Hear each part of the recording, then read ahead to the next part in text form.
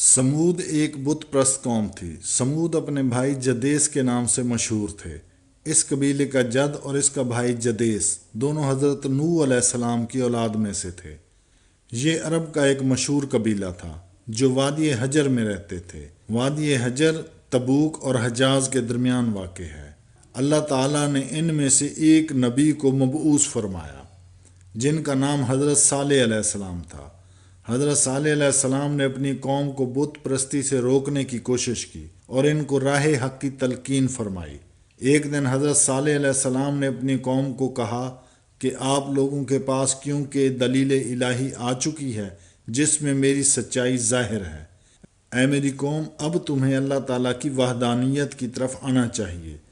جواب میں ان لوگوں نے حضرت صالح علیہ السلام سے ایک معجزہ طلب کیا کہ ایک سنگلاخ پہاڑی جو کہ ان کی بستی کے کنارے پر واقع تھی جس کا نام طبا تھا، انہوں نے کہا کہ اس سے آپ ایک گابھن اونٹنی نکالیں جو 10 ماہ کی حاملہ ہو۔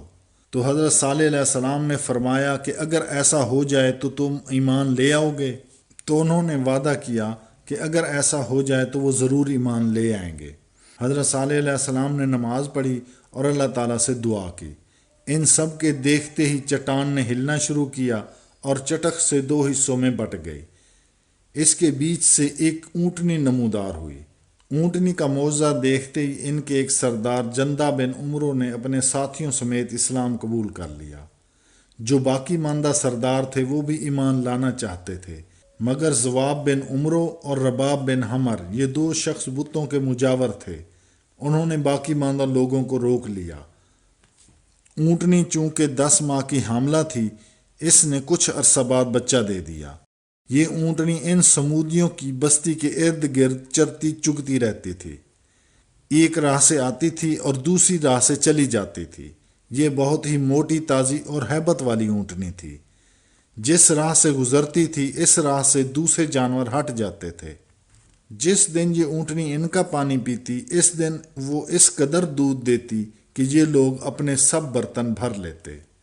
اونٹنی اور ان سب کے پانی پینے کے دن مقرر تھے۔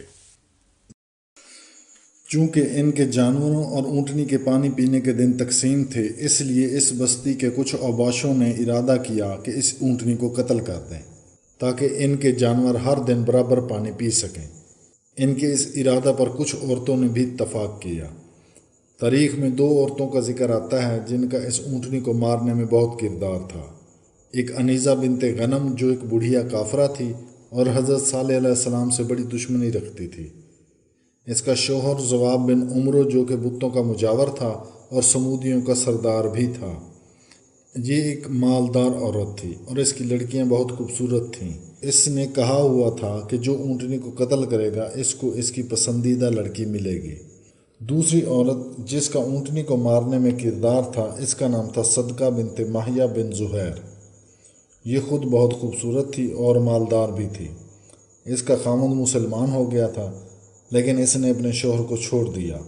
اس نے بھی کہا ہوا تھا کہ جو بھی مرد اس اونٹنی کو قتل کرے گا وہ اس کے گھر چلی جائے گی۔ اب یہ دونوں عورتیں لوگوں کو اکساتی تھیں کہ وہ اس بات پر آمادہ ہو جائیں اور اونٹنی کو قتل کر دیں۔ اس طرح 9 فسادی شخص اونٹنی کو قتل کرنے کے ارادے پر تل گئے۔ چونکہ یہ لوگ قوم کے سرداروں میں سے تھے اس لیے ان کے کہنے پر دوسرے کفار بھی آسانی سے راضی ہو گئے اور انہوں نے اونٹنی کو قتل کرنے کا منصوبہ بنا لیا۔ اب اونٹنی کے واپس آنے والے راستے پر یہ لوگ تاک لگا کر بیٹھ گئے اور جو ہی اونٹنی آئی پہلے مسدہ بن مہرج نے اسے تیر مارا جو اس کی ران کی ہڈی میں پیوست ہو گیا۔ مسدہ بن مہرج صدقہ کا چچا زاد بھائی تھا اور اس کا عاشق بھی تھا۔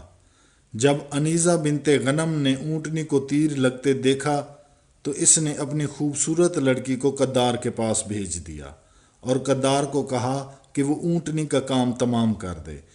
خوبصورت لڑکی کو دیکھتے ہی قدار کے رال ٹپکنے لگے اور وہ اٹھا اور اس نے اونٹنی کے پچھلے پاؤں کاٹ دیے۔ اب اونٹنی چکرا کر گری اور منہ سے ایک آواز نکالی جس سے اس کا بچہ ہوشیار ہو گیا اور فوراً پہاڑی پر چلا گیا۔ ادھر قدار نے اونٹنی کا گلا کاٹ دیا اور وہ مر گئی۔ اس کا بچہ پہاڑ کی چوٹی پر چڑھ گیا اور 3 مرتبہ بلبلایا پھر جس چٹان سے نکلا تھا اس میں سما گیا۔ حضرت صالح علیہ السلام تک جب یہ خبر پہنچی تو آپ گھبرائے ہوئے موقع پر پہنچے۔ دیکھا کہ اونٹنی بے جان پڑی ہوئی تھی۔ آپ کی آنکھوں سے آنسو نکل آئے اور فرمایا کہ بس 3 دن میں تم سب لوگ ہلاک کر دیے جاؤ گے، اور بالکل ایسا ہی ہوا۔ بدھ والے دن انہوں نے اونٹنی کو قتل کیا، اور چونکہ کوئی عذاب نہ آیا اس لیے وہ اترائے، اور اسی شام کو حضرت صالح علیہ السلام کو شہید کرنے کا منصوبہ بنا لیا۔ رات کو یہ لوگ حضرت صالح علیہ السلام کے گھر کی طرف چلے گئے۔ آپ کا گھر پہاڑی کی بلندی پر تھا۔ ابھی یہ لوگ اوپر چڑھ ہی رہے تھے کہ اوپر سے ایک چٹان نیچے کی طرف لڑھکتی ہوئی آئی اور سب کو پیس ڈالا۔ ادھر جمعرات والے دن تمام سمودیوں کے چہرے زرد پڑ گئے۔ جمعہ کے دن ان کے چہرے آگ کی طرح سرخ ہو گئے، اور ہفتہ کے دن جو کہ مہلت کا آخری دن تھا ان کے منہ سیاہ ہو گئے۔ 3 دن جب گزر گئے تو چوتھے دن یعنی اتوار کی صبح صبح آسمان سے سخت کڑاکا ہوا، جس کی ہولناک چنگھاڑ نے ان کے کلیجے پھاڑ دیے، اور ساتھ ہی نیچے زبردست زلزلہ آیا اور سارے کے سارے تباہ و برباد ہو گئے۔